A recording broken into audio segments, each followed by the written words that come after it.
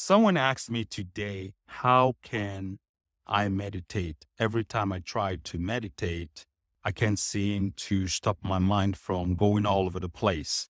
How can I quiet my mind and meditate?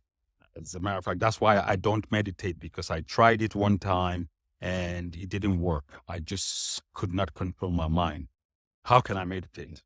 First of all, if you tried anything one time and you succeed at it and you're very good at it, I will be concerned, because that's not how we learn anything. That's not how the law of nature works. That's not how nature works.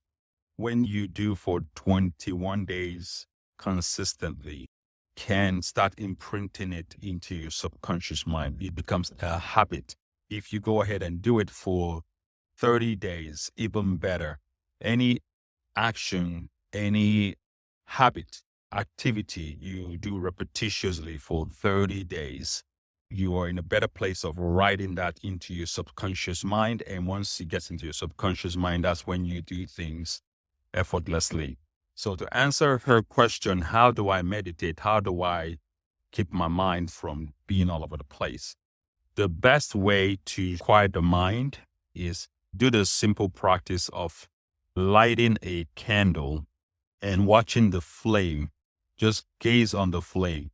But when you do this, you want to dim the whole house, shut out every other source of supply of light.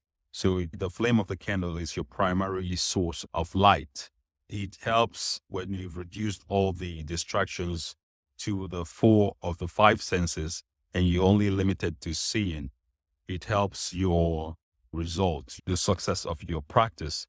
So you try doing this, or not try, you do this for 1 minute and slowly graduate and do it for 3 minutes. Just watch the flame. Keep your gaze on the flame. Then you progress to 5 minutes. If you do this consistently for 2 weeks, you find that doing 10 minutes is even easier. By the time you hit 21 days, which is 3 weeks, you can even focus on the light for 15 minutes. And by the time you get to 30 days, you can pretty much do it for 30 minutes. So you begin to become aware of where you are. You start to pay attention and to notice. You start to become conscious of your unconscious thought by just becoming aware, because that's what awareness is.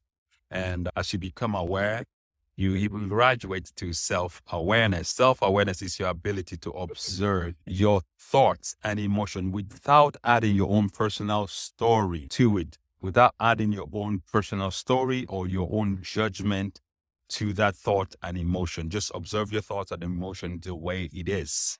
And you're not criticizing your thoughts, your emotion, you're not judging, because whenever we criticize or judge, we are operating from memory.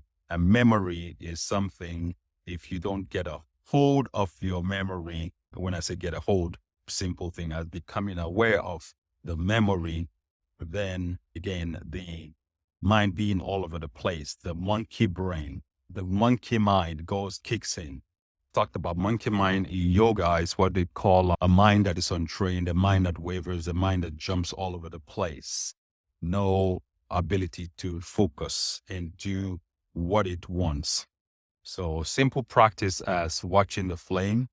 Another good practice is taking 6 deep breaths and blow out 6 times. I learned this from John Ashraf. And since I heard it, he said it sounded so good. I started doing it. I started practicing it. It made a big difference in my life. Whenever you change environment or go from any activity to a different activity, let's say you were cleaning the house and all of a sudden you've stopped doing that and you want to change activity and go work out or go to the gym. When you change the environment, take 6 breaths, it resets your conscious mind and your subconscious mind also. So you reprogram your mind and you're present in what you want to do now. I started doing this when I heard about it from John Ashraf. I heard this technique, I started practicing it, and it was like magic. It's just taking 6 breaths. I do this when I'm at work and I'm leaving work and I get into my car. I take 6 deep breaths and I blow out 6 times. It helps. If you can do more, it helps a lot. When I'm going to work and I get into the car, I do it before I start the car, or I start the car and I do it. It doesn't really matter what order, but as long as you do this practice, it helps to reset your awareness.